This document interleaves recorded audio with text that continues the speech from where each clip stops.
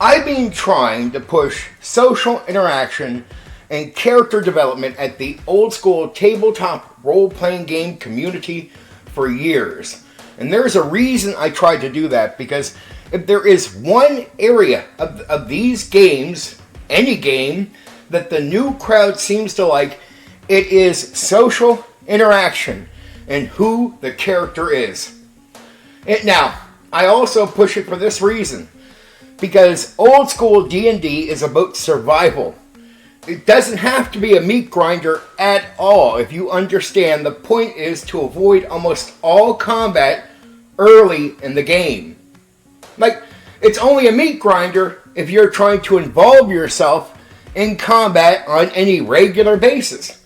The game is about avoiding combat.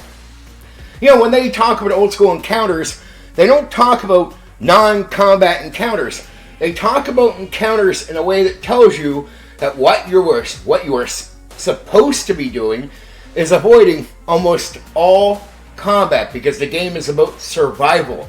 And if you can avoid a lot of combat, you survive. It's not a meat grinder. But imagine what a game is like.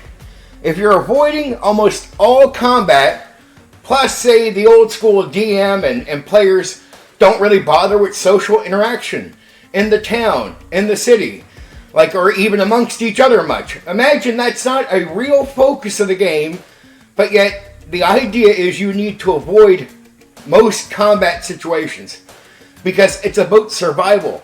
The game never has to be a meat grinder if you realize you need to survive until the point you can actually get out there and fight on a more regular basis, on any regular basis at all.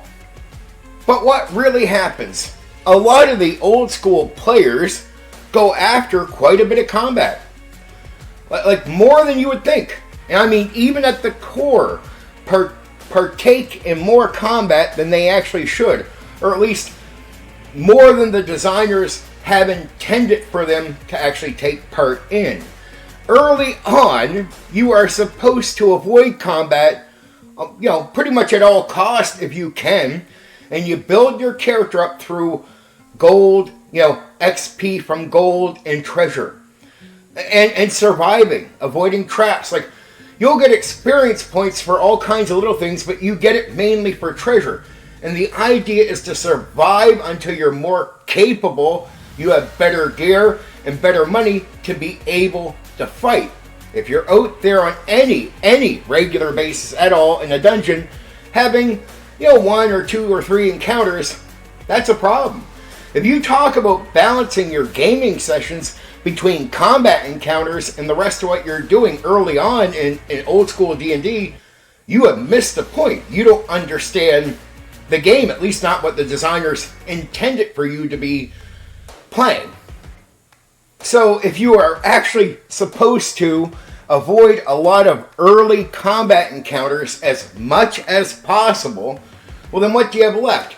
You barely do combat, you might run into a trap or two, and then what? You don't do much talking in the town, you don't do social interaction, you don't do character development? I mean, that's boring. Even for old school people, that's boring. That's why most never played it that way. They go to the dungeon and they would do encounters, and even DMs, the way they see it, well, you got to have this many encounters. No. You can set up encounters, but the idea is for players with their characters to avoid them. Right? It's not just that you learn from certain monsters what you shouldn't be doing, how you should pay attention. You also learn, if you're learning, when you go into regular combat, why regular combat is bad. It sucks up resources, hurts your health. And what, one fight, you're out camping trying to get healed up? I mean, it seems a little off that you would have to keep doing that consistently in an old school game. You might think there's something wrong. It goes over most people's heads. There is something wrong. You really are not supposed to be trying to partake in combat in that way.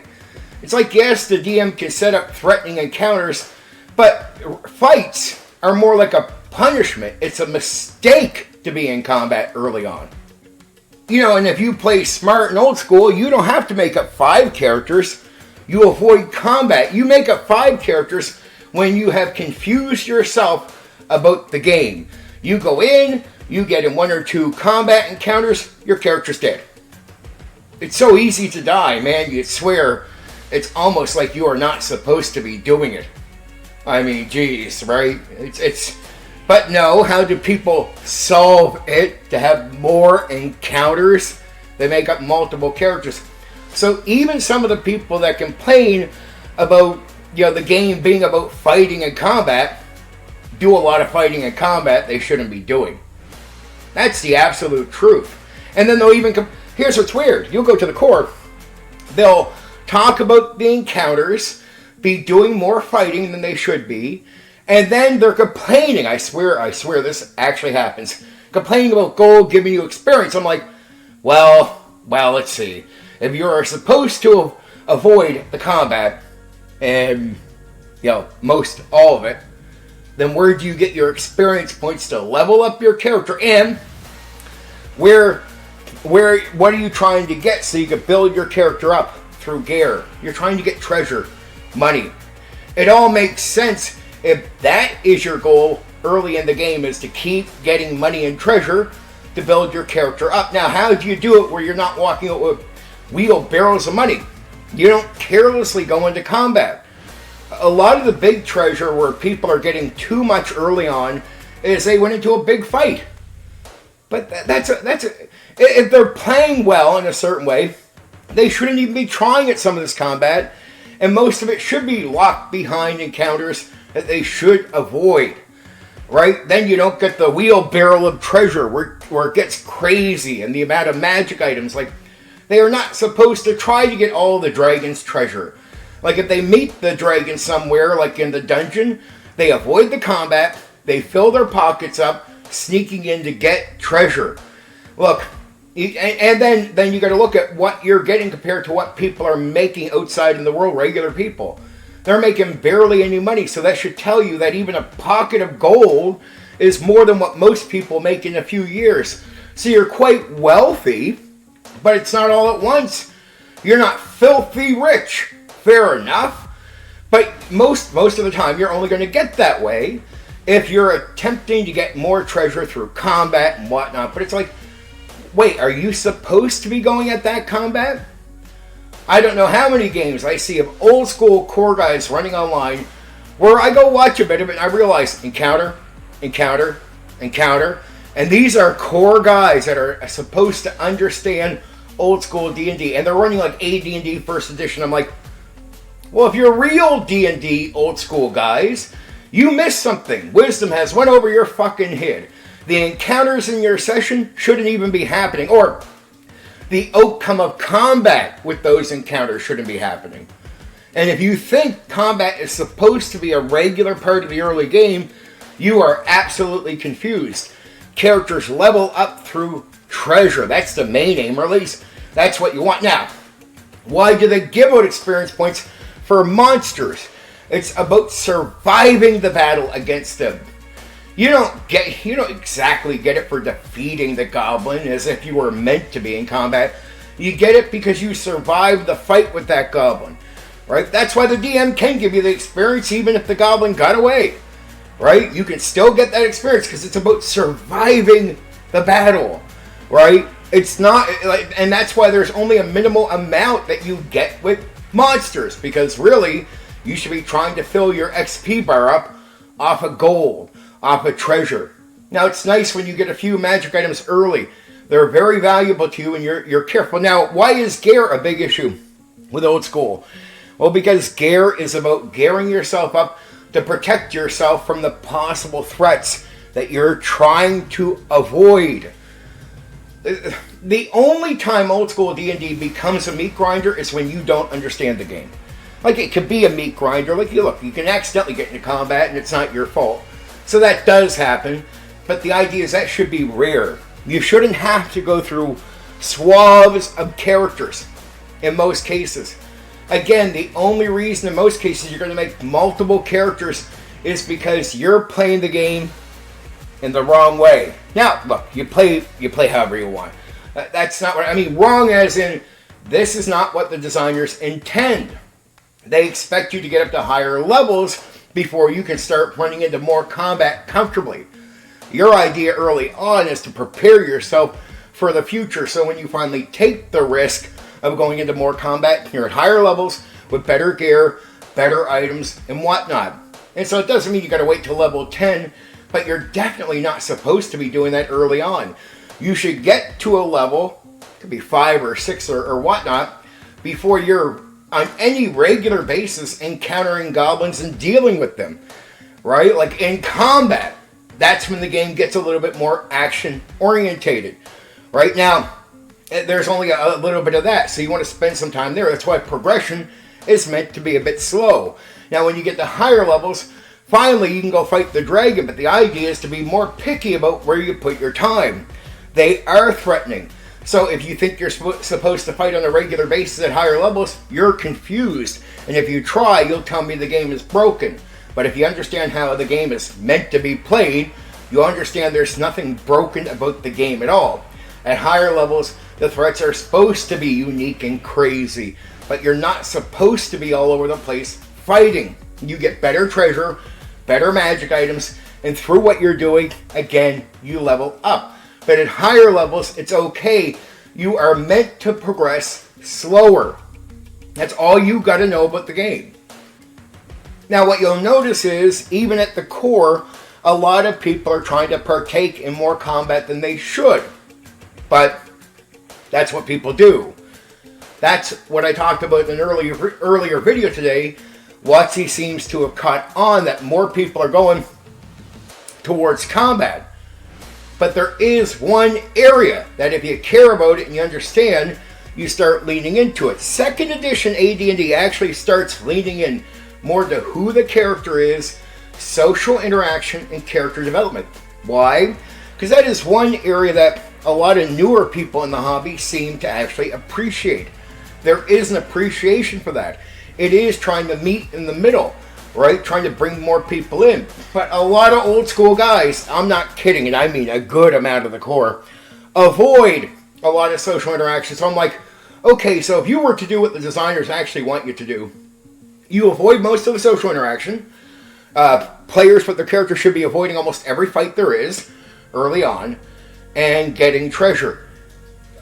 My man, that's boring. That is boring. There has to be a realization that that is boring, right? So what could replace a bad combat? Well, what happened to WotC? They understood what people wanted, but they did it terrible. The combat is slow. It's actually not good, but its balance is just not good. It's slow. It's a slog, as they say, right? That slowness kills the enjoyment of the combat. So, okay, what does WotC do if the combat, which most people are going to play to anyway, is not that great? Well, they go to one other area that seems to work. Interesting. Social interaction and character development. Something second edition was already leaning into. And that seems to appeal to a lot of people. So how do you get new people around the old school? You would pitch the idea that social interaction is important. It's something that old grindy D&D didn't really get, right? They didn't get how important that part of the game was. But if you're in the market and you're paying attention to how people play the game, like they did before making second edition, they probably realized, wow, okay, a year into a campaign, a lot of campaigns break down with, say, AD&D 1E. Most campaigns would break down. Never complete, meat grinder, the whole 9 yards. They'd be short, module adventures might be completed, but I mean long campaigns. How do you keep people around? Well, the most effective thing they would notice, pretty common stories, was there's a character finally developed after like 8 months to a year. Took forever because no one's aiming to actually do it. It just happens over time. It's not an aim, it happens slow because interaction is slow, it's not focused on, so it's a slow pace. But once you connect with a character and develop who they are over a long period of time because you're not focused on it, you get more immersed, like you focus more on the game, you care more, and there's a better chance you're showing up to most sessions to actually complete the campaign. So campaigns in those situations have a better chance of being completed. And there's a better connection to the game, and most of the stories you hear about characters come from the characters developed, not one of the many characters in the meat grinder story, right?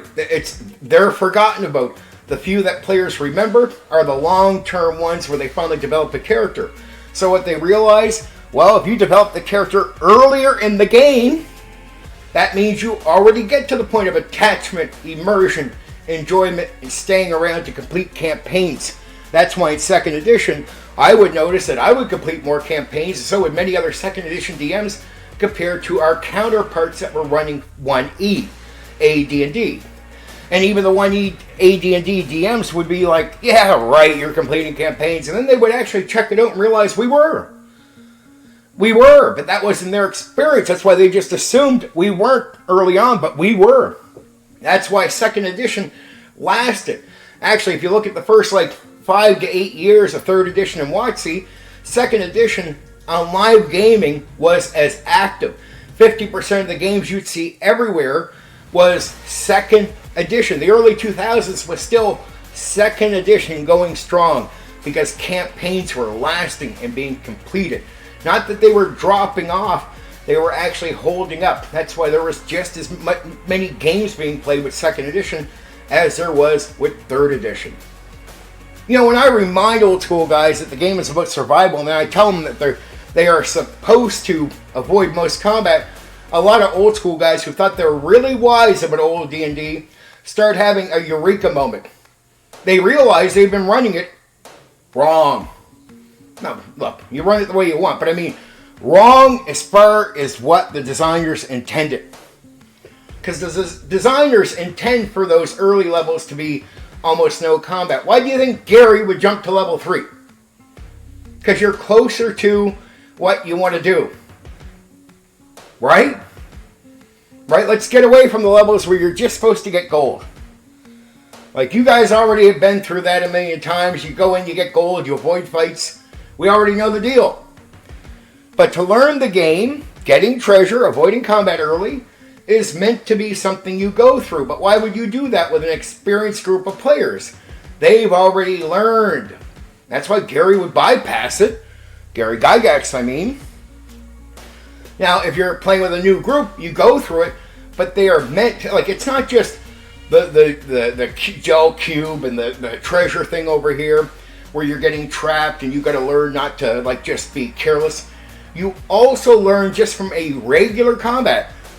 Damn, I'm level 2. I shouldn't be in this. And I mean, a regular fight. You should not be participating. You should be doing everything you can to avoid it. That's why I know old DMs that think they're really wise about old school D&D. They'd be like, well, in my sessions, it's this percentage of fighting and this What? Early on? Yeah. No wonder your players are making up 5 characters all the time. No wonder your game is a meat grinder. The reason, and if it is a meat grinder, it's actually broken. That is not the way it is meant to be. Look, it can be a game where you die easily, but the reason your game is turning into a meat grinder is you are running it wrong. Your players are playing it wrong. Now, it's one thing for them to play it wrong on the first go, but they should be picking up the wisdom, and you should be really aware of it, that they are supposed to avoid combat. Now, again, we lean back, well, what's left? You go in, you get the treasure, you avoid combat. Okay, but you're barely doing social interaction in the towns, or in the villages, or the cities, or even amongst the characters? At what point, what are you doing? That's boring, even for old school. Even for old school. Right? That's why, by 2nd edition, they realized, because you got to think of D&D like an evolving thing. You get original D&D, it's going to evolve into BECMI. BECMI is meant to evolve into AD&D, but it's a learning process. It's a company that's learning every step of the way, and they have not been around long enough to know everything. So 2nd edition is one more, hey, we learned some new shit, check it out. Because if you don't check out 2nd edition, you might be unaware of this stuff. And 2nd edition did get some new stuff right. social interaction and character development are important. And if you tell me, nah, let's just play the meat grinder, you're already playing AD&D 1E wrong. So no, that is not even the way you are supposed to play the game. So yes, social interaction is important. It's one thing that was appealing to the newer crowd. It's why 2nd edition held up against 3rd edition. To not realize that, like, eureka moment, like, us 2nd edition DMs leaned way more into social interaction. Ask our players, because our game made it that who the character was important. And that means you gotta, the natural outcome is you gotta play more to social interaction. And the campaign worlds are leaning into it, so DMs are pushed towards that. And that actually appeals. That's why we held up like we were in the 90s, and then we even held up for the first 8 years of 3rd edition. Like, you don't just do that by accident. We did that because 2nd edition was a much better game than the old school crowd gave it credit for, because it did something that appealed. Now, that would have been the lane to go down. Instead, you got other games coming out that don't compete with WotC and Wide because they start building their game up off of AD&D 1E. I'm like, so you're missing the one thing that attracts a lot of these people over here. Stupid. I'm sorry to be so harsh about this, but I have watched so-called wise AD&D 1E people talking about old school D&D. Well, it's a meat grinder, you're probably going to lose character. No! If you avoid the combat the way the designers intended, most of the time it's not a meat grinder. And if it is, what you aren't realizing is that's not just how the game is meant to be played. It means you're playing it wrong. And what I mean is you're not playing it wrong, because you can play D&D whatever way you want, but you're playing it in a way the designers don't intend, and they're trying to teach you. If the game is a meat grinder, you're doing something wrong. What are you doing wrong? You're going into combat when you shouldn't be. It's like all the other monsters that teach you things about dungeon play, the regular combat, like combat with goblins, is something you should be avoiding early on. You should avoid. The game is screaming at you to avoid it. But again, I guess it's all you have left if you're skipping on social interaction. The one thing that was appealing to many people that walked away from the old school. And it appeals now to the WotC crowd. And a lot of the WotC crowd don't like WotC combat. Eek. So they don't even care about superheroes. Like, I'm serious. Go watch a lot of the people playing 5e now. They don't care about superheroes. Balanced combat's not that big of an issue to them. They spend more time in role play.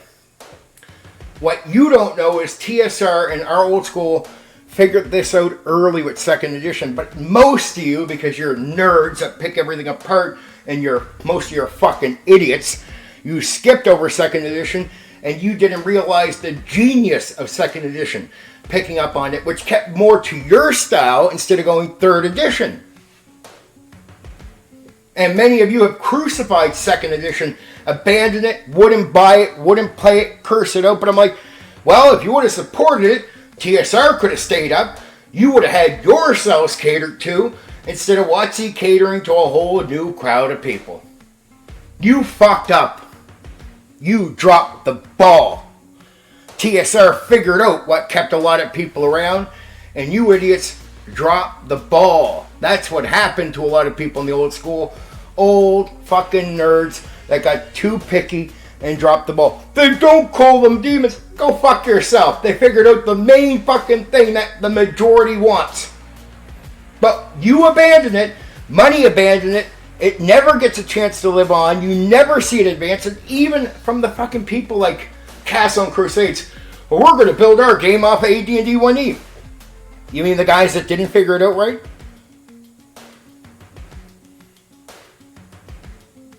Yeah. OSR. Most of our clones are going to be off BECME and AD&D 1E. Oh, you mean the guys that were still evolving and didn't get it exactly right? Yeah. You fucking idiots. You fucking morons. I don't care second edition didn't call the things demons. It figured out what you needed to know. The second edition is just AD&D, you fucking idiots. It's not like second edition a separate fucking game. It's just AD&D 1E with some improvements, and they took out certain words because it wasn't appealing to everyone. Like, who the fuck cares if they don't call them demons? How? I'm going to be so fucking picky. They don't call them demons, so I'm not going to give money to TSR so they can stay in business, and we'll let WotC take over and make a whole new game that sells with D&D as a title and gives away our whole fucking history to a whole nother crowd. Oh, you're fucking genius! Like, tell me this. Are you bothered by the fact that second edition didn't call demons? Or are you more bothered by what WotC did? See, if you support second edition, you get TSR remaining. You don't get the WotC gimmick. You get catered to still. But giving up on second edition means WotC steps in and says, guess what? Money doesn't grow off trees, you fucking nerd idiots. So we're going to take your thing because it can't stand without money, you fucking morons. And we're going to steal it from you. And then we're going to make something you don't want. And all you had to do was purchase second edition and some of the other stuff, and we wouldn't be in position to do this to you. And you would have had a company for decades catering mainly to you. Fucking morons. Fucking morons. I'm not sympathetic. The old crowd didn't even play the game right. You hear all these AD&D 1E guys, we did this percentage. No. You're supposed to avoid that combat. The game spells it out for you. Learn about encounters. You keep realizing, skip combat, avoid combat, negotiate your way out of combat. At one point, you just think it would hit your fucking hits. Hey, are we supposed to avoid almost all combat early? Yes! And if we did, would that mean we wouldn't have to make up 5 characters every time? Yes! And if we did that, would most of our characters actually survive like a normal campaign character? Yes! And then you idiots, some of you out there would be like, yeah, and we don't like gold to XP. That's how you fucking level up, you idiot, if you're not doing fighting. Fucking moron. That's why gold to XP was there. It wasn't some careless, half-assed mistake. There, I felt like fucking ranting because I've heard so many supposed wise old school guys who don't know shit about old school D&D. So I figured I'd just teach you something, kids. There you go, taught you something. Go play it right. Go play it the way I'm telling you. Avoid combat. And I mean early on, avoid it all. And you'll realize, oh shit, I don't have to make up 5 characters. And then make sure your DM does gold XP. Oh, I can level up with the gold. And then maybe, just fucking maybe, do some social interaction for real. And I got an earlier video, just a couple videos back here. Go see, I explained it to you so you can do it without it being a problem. That anybody can. Follow all my fucking advice.